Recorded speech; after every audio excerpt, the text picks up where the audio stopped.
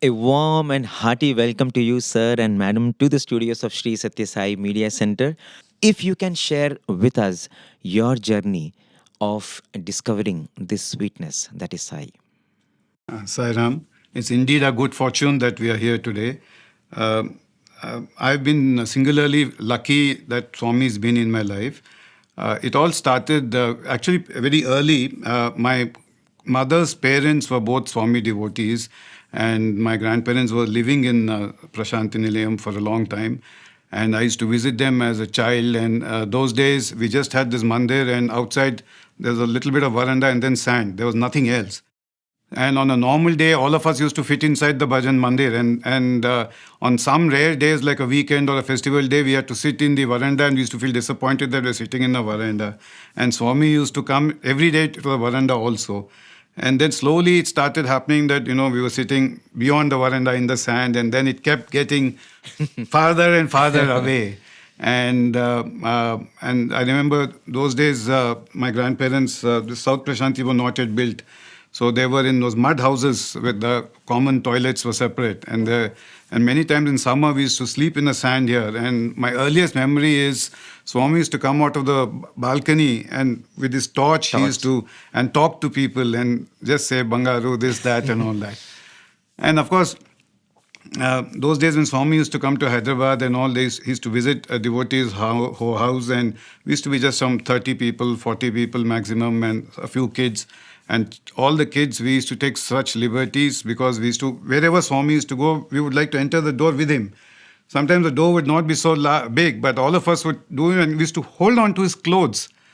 And now I realize that what we were doing, and Swami never said anything. He just said, Bangaru, Bangaru, Bangaru. And we saw so many miracles as children, because in a small group sitting like this, and he would do this, and he would do this, and bring out a big chain with a big locket and give it to some devotee. So we grew up thinking it's a normal thing. We never realizing the importance of what Swami was. And so as a child, Swami was in my life, but I was not like, for me, it was like one more God, because his photo was there, and my parents were Shirdi Baba devotees. And I used to come to Puttaparthi more to meet my grandparents and to eat some good stuff my grandmother would make and things like that.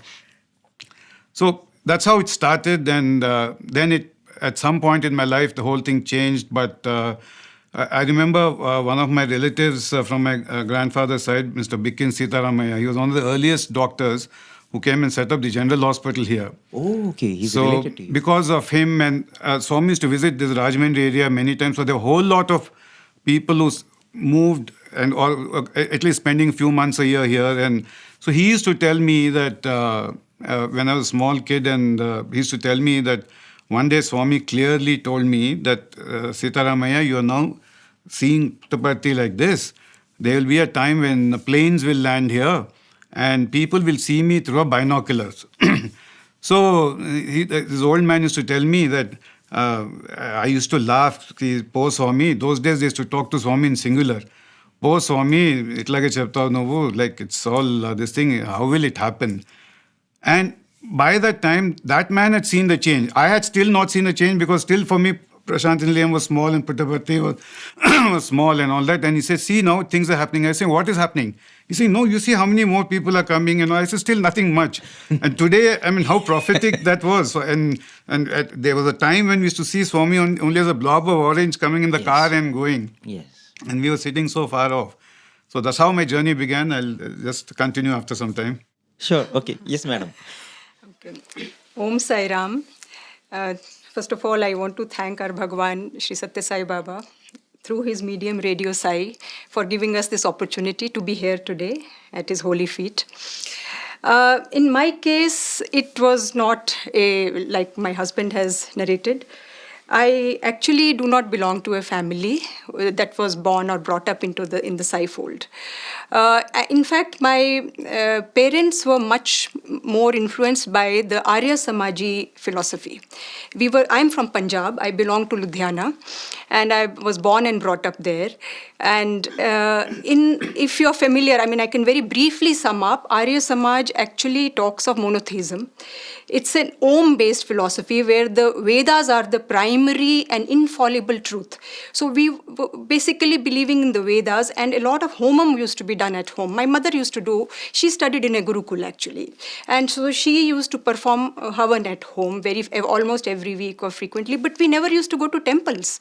So, I mean, we used to, there was nothing against going to temple. Once in a while we have gone also with others, but that craving to see the Lord in a physical form or in a material form, in the idol, it was not there. And for us, idol worship was not a very important part of our life. So we never even had a puja room in our house, to be very honest. It was only a havan.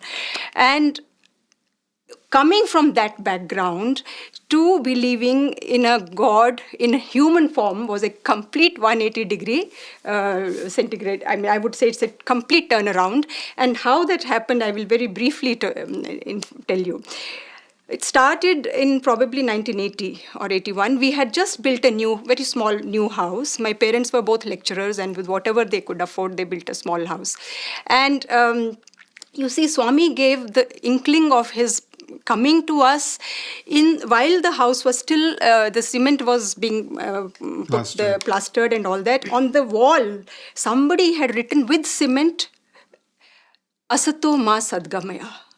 Now in Punjab, where the labor, I don't think anybody would have, it just emerged one day. We used to go every day to see the construction. And it stayed there for quite some time. But that time we had no idea about Swami. We had heard about him, but we had absolutely nothing. For us, it was just another person. One day when we had moved into the house, my father went to meet a relative who were devotees of Baba. And in his house, he saw the honey, the amrit flowing from Swami's picture in his presence. And he couldn't believe this is happening. And his wife, my aunt, she told him about, they are very distantly related to us. She told him about some miracles that have happened in life and how she became devoted. And she gave him a book. She gave him Howard Moffat's book, Man of Miracles. Okay, you read this. So my father was still very skeptical, but he had to believe what he saw, and he came home. He was a great follower of Gita, Bhagavad Gita. He used to read a lot. So when we all read that book, we were quite surprised. And one day I was sitting outside it was a small lawn, and I was studying. This was winters for my exams. And I just looked up on the parapet wall, which was a very unreachable place. It was very difficult to reach that place. We had still not even whitewashed that place. It was a cemented wall. And somebody had written with chalk, white chalk, a big Om. It was about this big, about 2 feet at least in height. And I couldn't believe. I said, who's written this? It was not there yesterday. I've been sitting and studying here. I called my mother. Then we suddenly brought that book. The cover of the book had a picture of Swami handing over a slate to a child on which he had written Om. Those days he used to write. Yes. He used to, in the beginning of... yeah. So he gave his... I said, this is very similar to this Om. And we couldn't believe it. This Om lasted for about 2 months, 1.5, 2 months, and then it faded away on its own. Since then, we really don't know how, but for us, he became the be-all and the end-all of our lives. And we used to worship Swami. We didn't have a puja room. And I'll share this with you here. Our puja was performed in one shelf of one cupboard. We emptied it and put that book of Howard Moffat, and we used to pray to that book. Every day, that was Swami's picture for us. We didn't have any picture of Swami for quite some time. That was going on. Swami had entered our lives. He not entered our lives. I would say he had brought us into his fold. And after that, it has never looked back.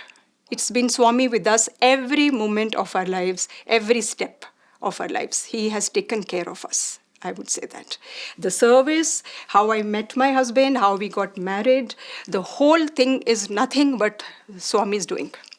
So through Om, he entered your home Yes. and your heart. Yes. And when you think about it, you were at that point in time so convinced and of a philosophy which believed in symbols, which believed in books and scriptures. So he entered your life through the window that was probably open. Yes, that and is true. and then poured that light of his love. That is so there. beautiful. It has happened. For us, the most important book in our lives was Srimad Bhagavad Gita at that time. And I think he was the avatar who came. He has said it in the book also. And just like in Bhagavad Gita, he is the Sanatana Sarathi, he is the charioteer, and slowly he became the charioteer. Sambhavami Yuge Yuge. He comes into Of your everybody's lives. He has come here as the avatar whom we've seen in a physical form. In our lives, we didn't have his physical darshan till after I got married, and his grandmother took me to came to. I had come to buy. This is another thing. I got Karnataka cadre. It's not that okay. When we got into the service, it was not a lot. We didn't have a choice. It was allotted alphabetically, and I got Karnataka cadre.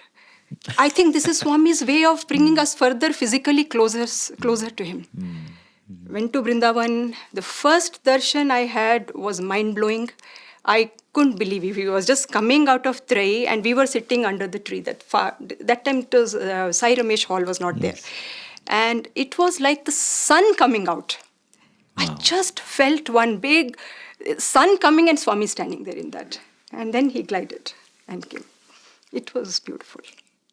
So that memory is the most beloved memory in my heart. And once the sun enters, it's only light. Yes, it's only light. So probably... So how we got married also was again Swami's thing, would you like to say that, or yeah, why don't you tell? Okay, I will. I thought I will stop talking now since I was talking quite a bit. All right, so we are batchmates. We are 1986 batch, both of us, and for both of us it was a trial attempt. Oh, okay. Yeah, I also was just trying it out. I never went through any coaching or anything, except when I got into the interview stage, which was quite surprising. Then I went for a 1-week coaching. And I never thought that this will happen. I thought maybe next 2-3 attempts I'll try. But both of us got in, and that's how we met. But to be very frank, there was nothing like a typical dating or so-called, I mean, going together, or there was absolutely nothing like that.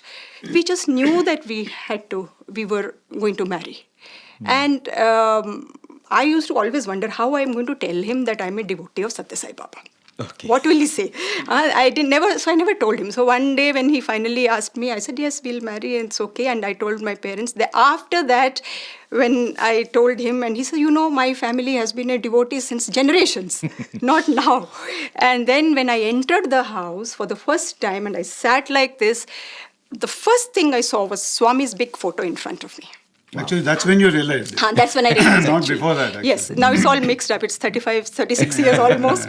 Yes. So when we sat down, my parents were with me, and it was it came as a big, not a bolt, it's such a pleasant thing. I said, okay, Swami, thank you. Your hand is in this. But I think at that moment, you just felt that, yes, it is he alone. As you said, you never thought, it was not like a conventional relationship coming together. So it was more like Swami has arranged it. Yes. Absolutely. I come from a conservative family. My parents were from an agricultural family, moved to a city. My father was a lawyer, but we had a very rural kind of a life. There were hardly any working women or any so-called love marriages and outside my Telugus and caste and stuff like that. I never thought I would be marrying something like this. And I don't know how it happened. It was never a conscious thing that I must, do that and all. And later on, everything fell in place when she said we are Swami devotees. I said, okay.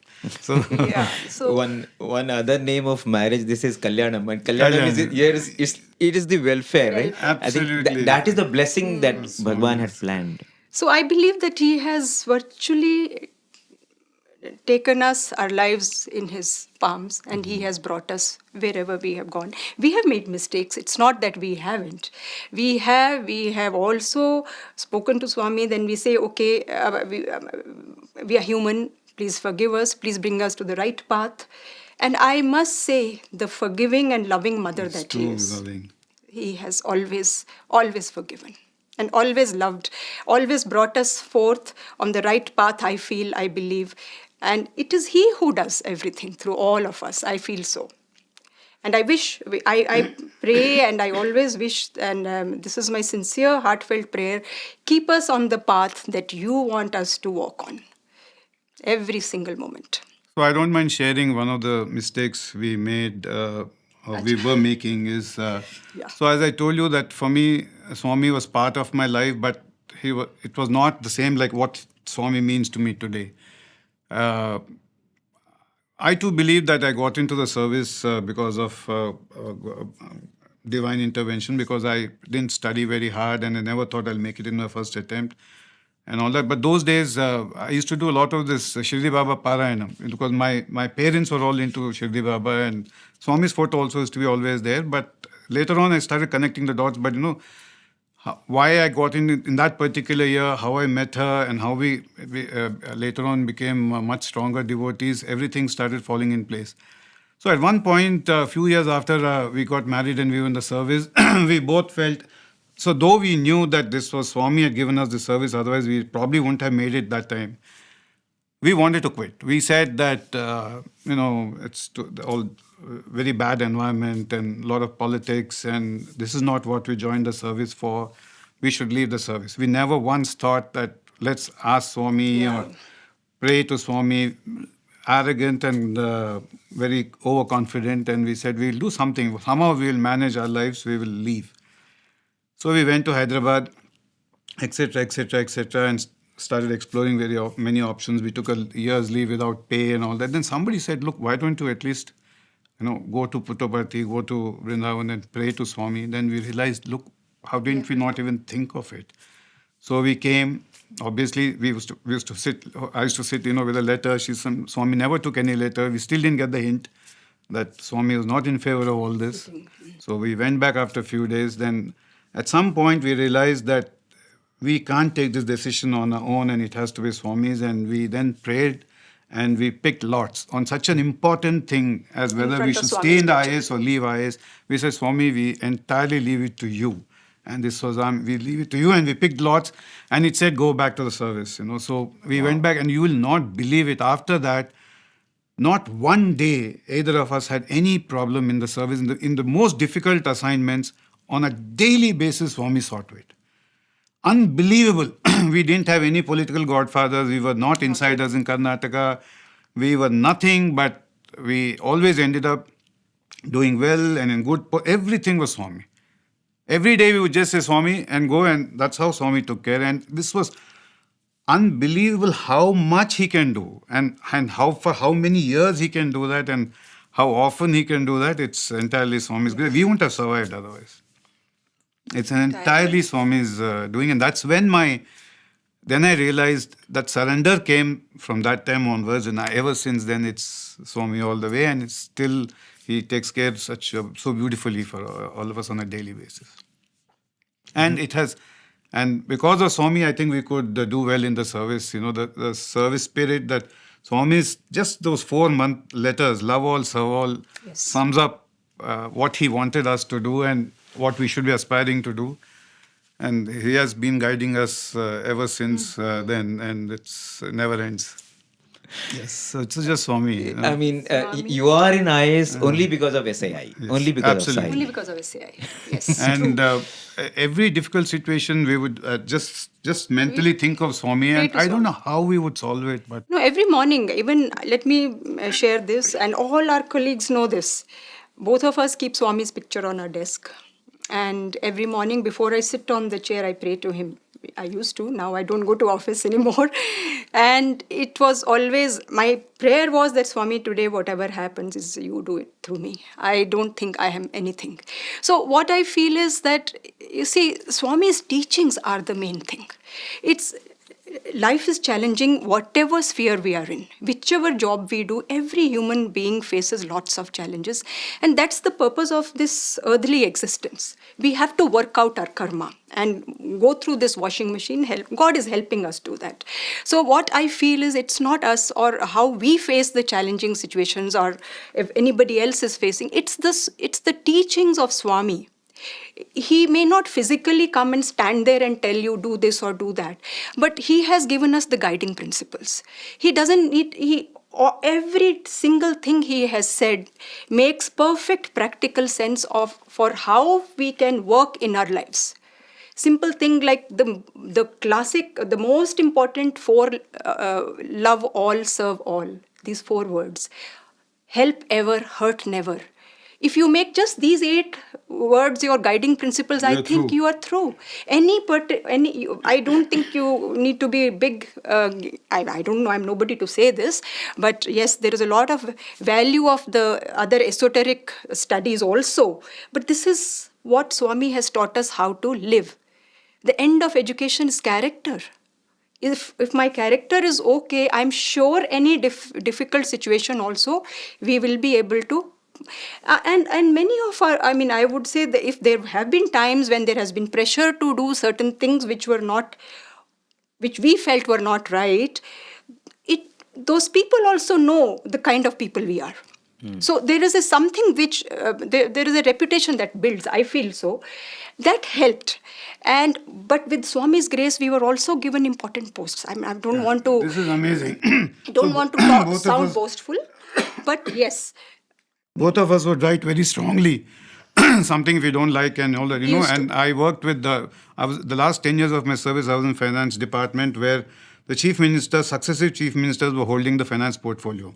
Yeah, you work with 3 political parties, Yeah, 3 different chief and ministers. many times both of us, we would write and speak very used to speak. boldly, and many times we have been overruled also, but they have never took it out on us. And I think this is entirely Swami's thing, because we don't see this happening with everyone. So somehow his blessings and his guidance is have his always grace. been there, and he just, it's just like him carrying this. It's just It is his grace. as delicate and as loving as that.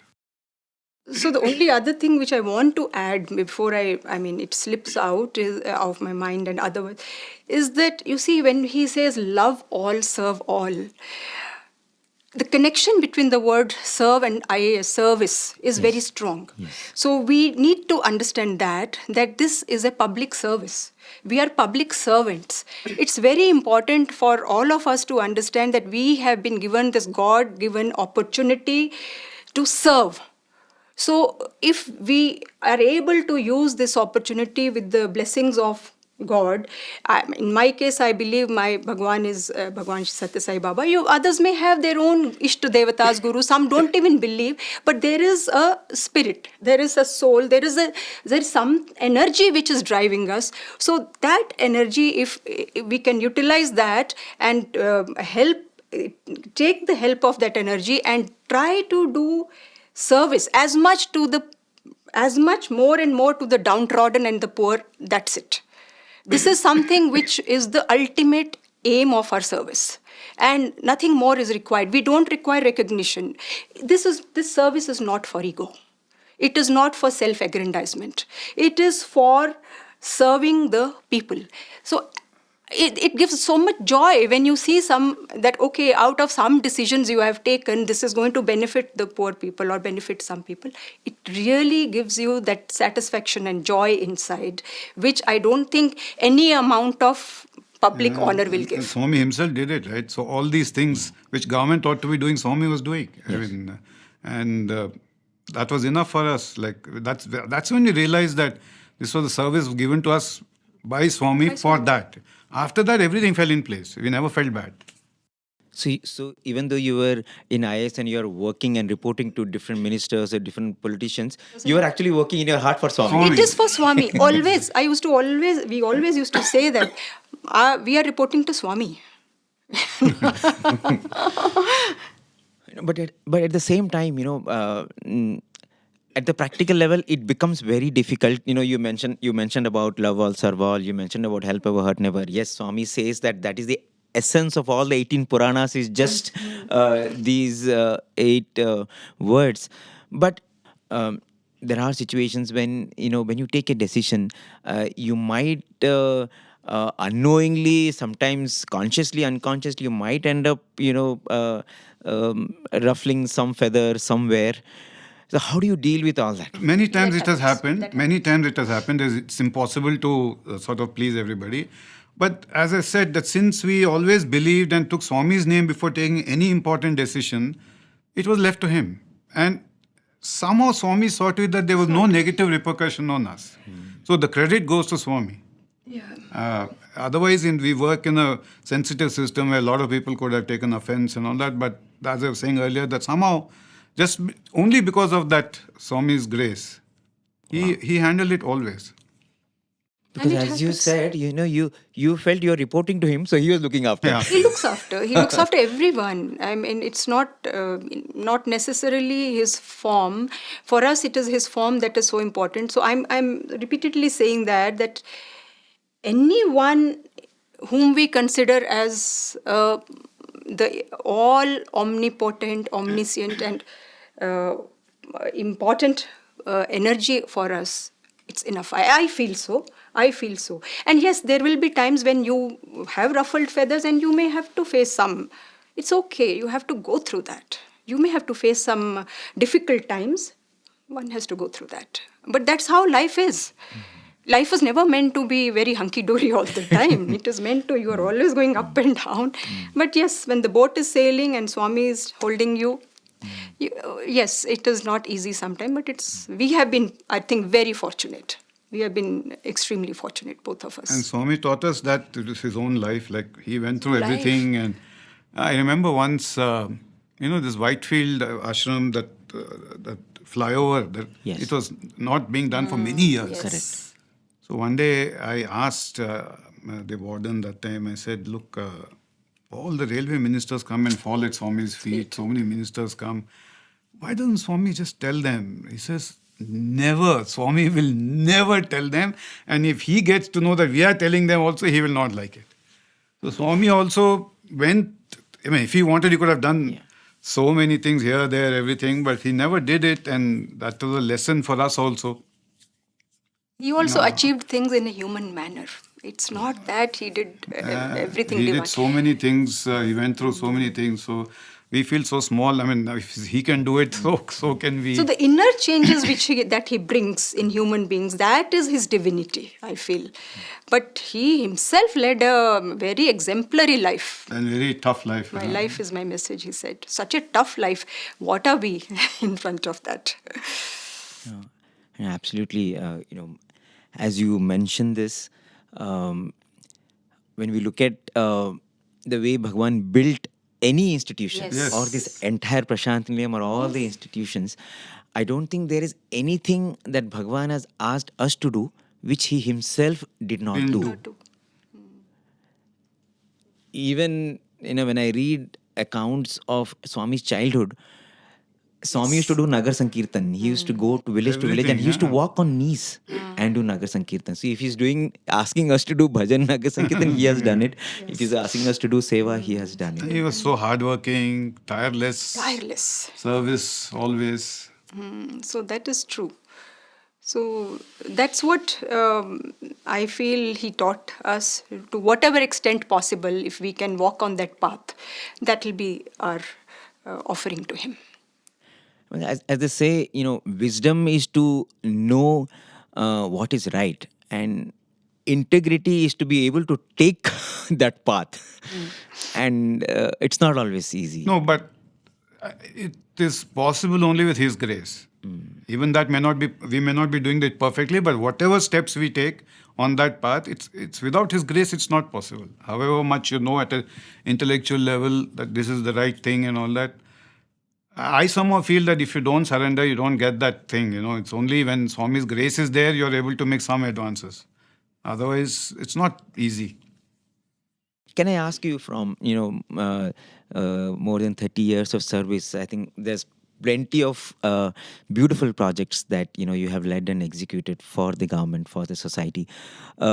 Some initiatives that gives you a great sense of satisfaction, and you're really grateful to Swami. It's all entirely for everything. It's very difficult to say that thing. But we were in, both of us were in quite a few challenging assignments, and many of them were. See, in the IAS, since it's a mixed bag, we work with some projects which are directly relating to service. Some are at the back end, some are at this thing, but all of them are equally important. As I said, in my profile is so clearly distinct, from the time I came back believing in Swami and came back to the service, it's like this. Yeah. It's Yeah. in my case, it's like an absolute. You can just see my Yes. work profile.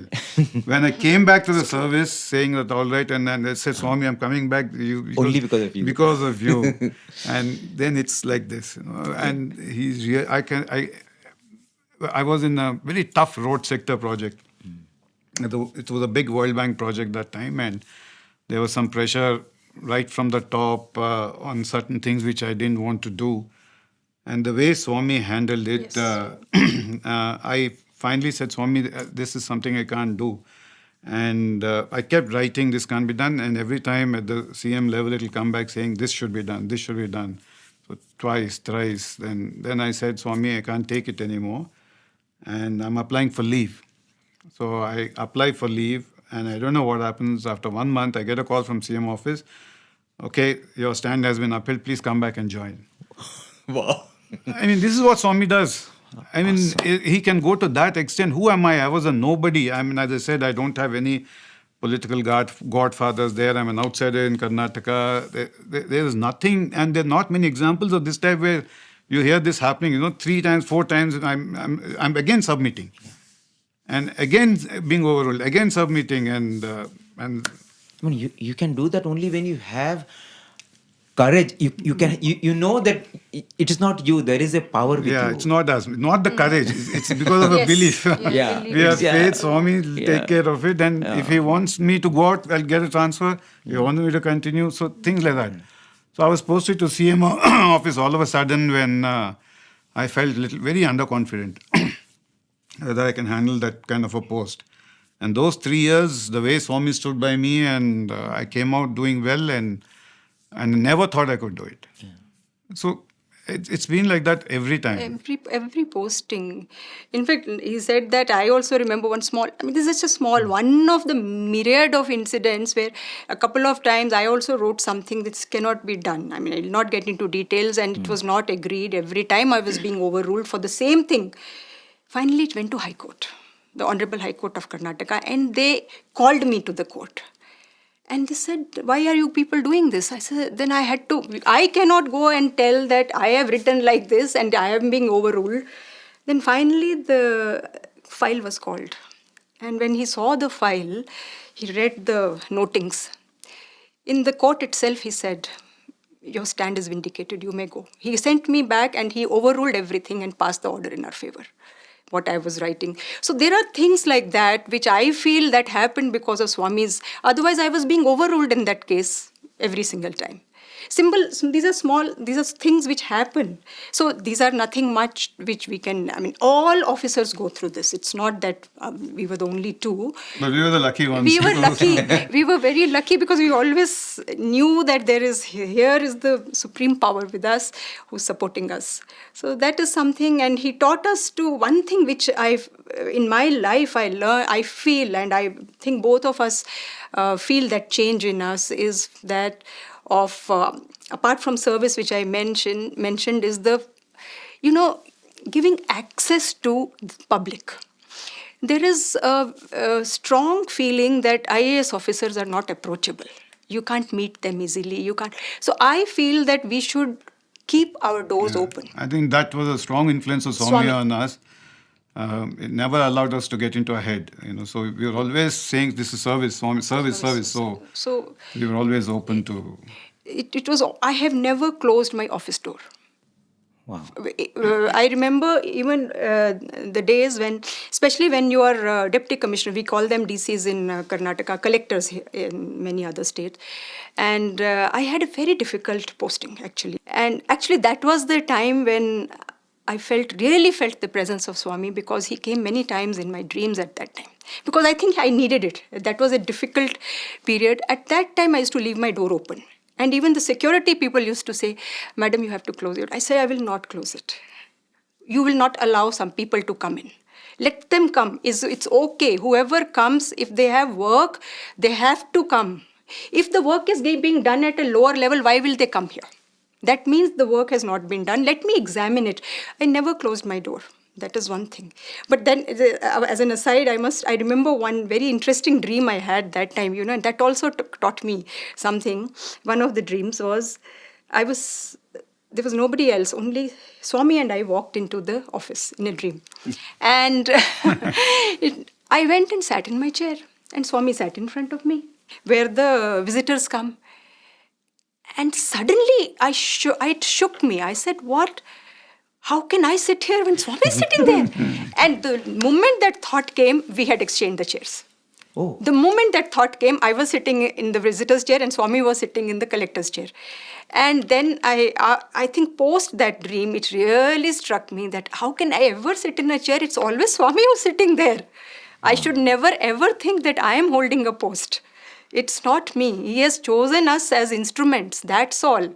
He has chosen us. He has said it in his very nice poem also, where he says, make me the instrument to work. I mean, that's the last line. He has chosen us. We cannot sit in those chairs. It is Swami who sits there and he makes us work. So that was a very interesting part. So since then, I have never ever closed even as Chief Secretary, my door was always open. I never closed my door. In fact, a lot of people, my officer colleagues used to come and tell me, you should sometimes take a break. People just walk into your office. They don't take appointments. We are meant for that. It's okay. It's okay. I'm going to retire at the age of 60. After that, I will have all the time to myself. So it's perfectly all right. But yes, there are times when you also, see, you have to learn to discriminate. When the person comes and there is an issue and you need to help that person resolve, you have to see. Sometimes it may not be important or correct, or the person is taking you for a ride. That discrimination one has to cultivate. But most of the time, I feel if somebody has reached the office of the Chief Secretary, obviously there has been a lot of problems and nobody is listening. So let's give that opportunity. And the other thing I feel is never ever behave as if we are superiors to them. We have to give that dignity to the poorest of the poor. So even if a poor person used to walk into my office, to always make him sit, her or him. This is again Swami's teachings, right? I mean, Swami was like that. Always make that person first sit down. There are many people who have said, we will not sit. How can we sit? I say, you have to sit and talk. The chairs are meant for that. So you give the dignity to that human being whom Swami said, you see me in everyone. I don't think I could do that. I mean, I am not that evolved yet, where I have reached a point where I see Swami in everyone. But I tried my best to ensure that, try to give the other person as much dignity as you would like to receive from others. That much at least if we can do. These are the small things which which to the extent possible, we have, with the blessings of Swami, we tried to learn and we tried to implement. More than that, I really don't know if there are any spectacular changes that we have made, but I hope that some... That's also Swami is doing, so it's okay. If you have not done it also, it's okay. It's okay. So it is entirely his guidance, I feel. Both of us feel, actually. In fact, that dream, I cannot take my mind off that dream because it is so significant. Yeah. On one hand, Swami is coming and sitting in front of you, in a way letting you know that whoever is coming here is me only in different forms. Yes. And then when the moment you think that, is it me? Then you say, no, I'm only setting the problems. I'm only solving the problems. I can never forget the feeling I got in the dream. It shook me. I said, how can the master sit here in front of me? And the moment that thought came, it exchanged.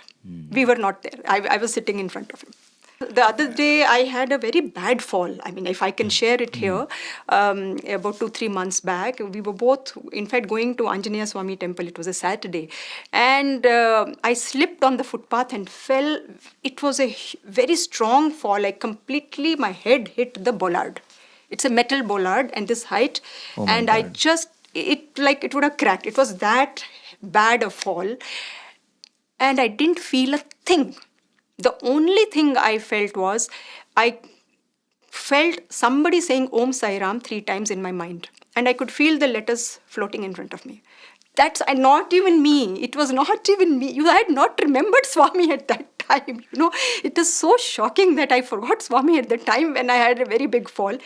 Nothing. I felt I'm normal. I just got up. I said, let's go. He's trying to hold me. He said, "Do you know you're bleeding?" I said, "What?" I held my hand. It was full. The Oh my whole God. thing was, the blood was coming. There were people around me, somebody trying to give me water and all that. I said, "I'm absolutely fine." And then, of course, I went to the hospital. There's some stitches and all that. This happened a few months ago. So there are several such incidents where 2001 too, that in Manila. So oh, both of that us were one, doing a that 1 year you course in must. Manila, and we there was a break in between. So we went to one place. I forget the name of the place. It's a volcano, dormant volcano with a lake around it. It's a very big lake. It's almost, you feel like you're in the sea. It's very rough, and because of wind, the lake is very rough. So by the time we were returning, it had become a little late, and suddenly it started raining and it very stormy. We were thought the boatman must be sure of what he's doing. Only both of us and our two children were there, and the boatman was there. And in the middle of that, after he crossed halfway, the boatman panicked, Yes, and the it boat was was going, very and it stormy. It was was very stormy. so stormy, and it became very cloudy, dark. All we did was just kept praying to Swami, and when the boatmen panicked, we thought, okay, if this is what Swami wants, then that's it. So No, I think finally, we were I we was very scared. My then children were very scared. finally we came to the shore. We came back. I took the bus. Came. That was the first time it happened when we opened our. We went. Yes. We were in actually small one room apartment that time as students, and we had a small Swami's photo, and Amrit was flowing. Amrit was Amrit flowing from flowing. Swami. He saved us that day. That is, and it's never happened otherwise. But I must say, throughout that storm, we kept saying Om Sai Ram. The only thing we said was Om Sai Ram, Om Sai Ram, Om Sai Ram, Om Sai Ram. It was going up and And down. we come home, and the first thing we see on the photo is, and it's never happened before or after. Amrit was flowing from his picture. And no better way Swami could have communicated Yes, to you that it was his doing. that it was his doing. Wow.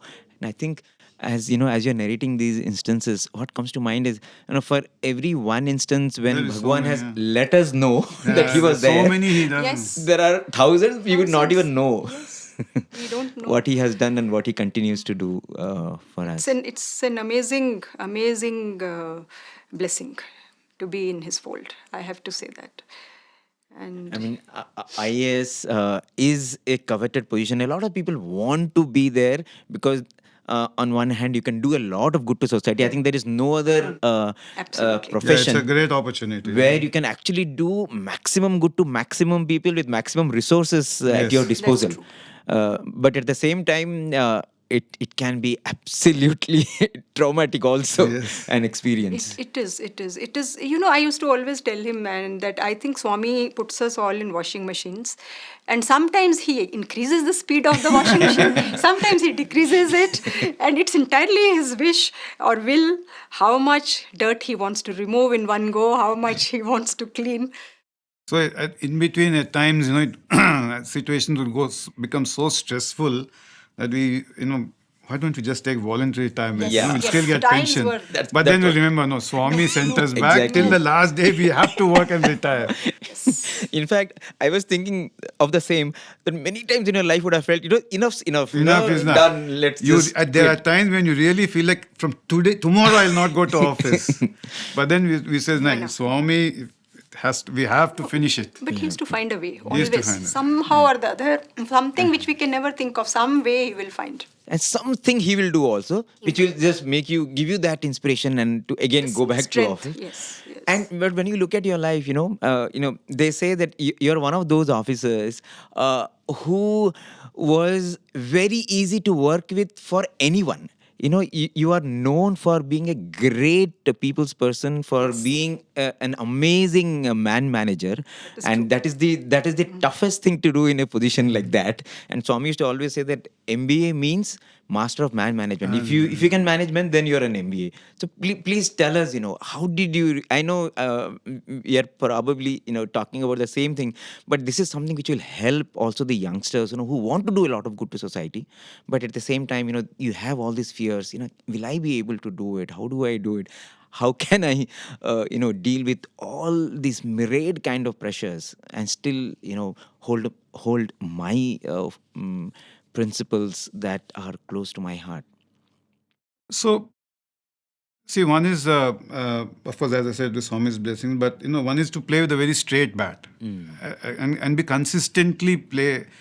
You have to be consistent. Only then the system accepts you that you are that type, and so when you say no, they don't suspect it because you of any personal bias.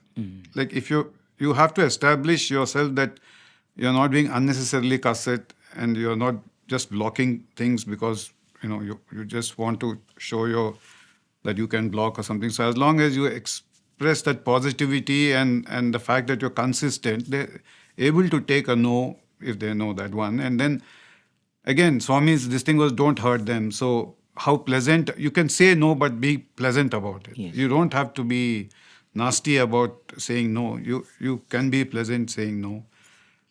And one of the things that she was also explaining, because we always felt that Swami's thing was there, we never were conceited about it, So somewhere it probably comes through to the other side also that they are well behaved, and so they don't tend to suspect your motives when you disagree with them. And that has really stood by us, like. No, and in his case, I will say that more, not in so much in my case.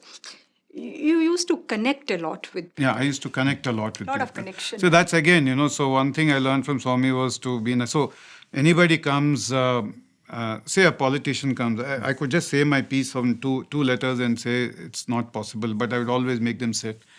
I'll always ask them, what are your children doing? What are you doing?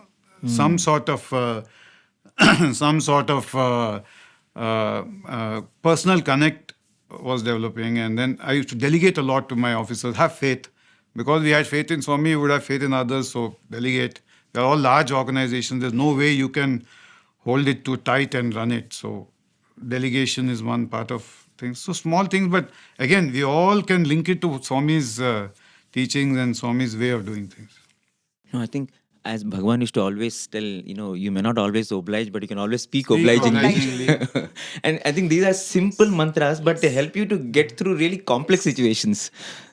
And Swami taught us also not to hate anybody. Yes. There are so many Yes, situations very when important. and it was very, very confrontational also, but somehow but for Swami we would have become very corroded with that Or bitterness. That bitterness. didn't come. We came unscathed only because of Swami. And I think, as you said, it's a long journey. Sometimes it takes time for people to know who you are. And once that credibility happens, Then it's easier. then, people slowly, even certain things will not even come to you because Yes. they know that this person will not do a Yes. thing like that. Yes. You build your own image. And I think after that, perhaps it becomes a little smoother. And then probably you'll also find a lot more people coming to you who'd want to work with you, want to make a difference to society. Yes, that's also true. That's true. Many, many times that has happened. Talking about Bhagwan's missions, and I think all of Swami's missions are models for emulation, be it the education system or the hospitals, the mobile hospital or the water project. And if more people can take inspiration from that and have that leap of faith to execute things like that, knowing fully well that if they take up anything like that, Swami is there with them to guide, then perhaps a lot of good can happen to society, isn't it? Definitely. And it will take time also. See, the kind of standards Swami set and what Swami was able to do is they're really strong role models, but not everybody can do it. And it will take some more time for more and more people to attempt smaller versions of each of those things. Some things are already happening across the country, but I'm sure over a period of time, it's a No, matter and the of time. commitment has to come. See, one very important lesson that we learn here in Prasanthi Nilayam is the commitment. That if we can have in the service, if not that level of commitment, at least learn from that and bring about that, I'm sure we can change the quality of the service we are able to impart and implement. That can really help.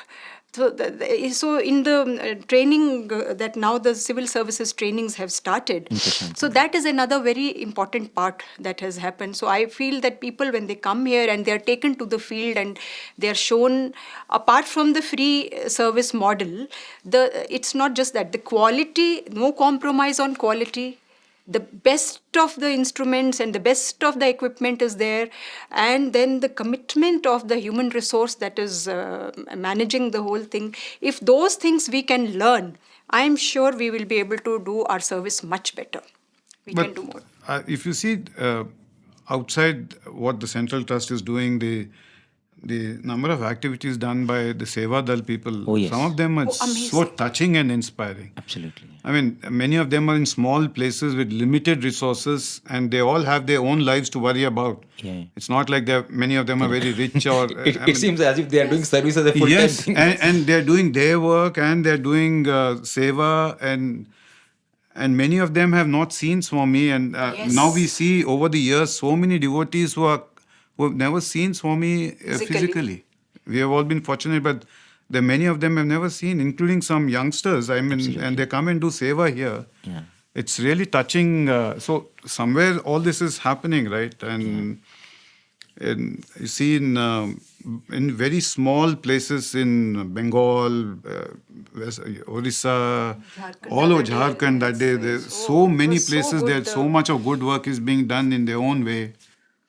Small, and one good opportunity that's happening is now they are coming Yeah. at And district able to present level, it they are here. coming and showcasing here. So we come to know what's Correct. happening, and with the Because of your with the media center, the whole world is coming Otherwise, to we know. were not knowing the good work there were all the SAI.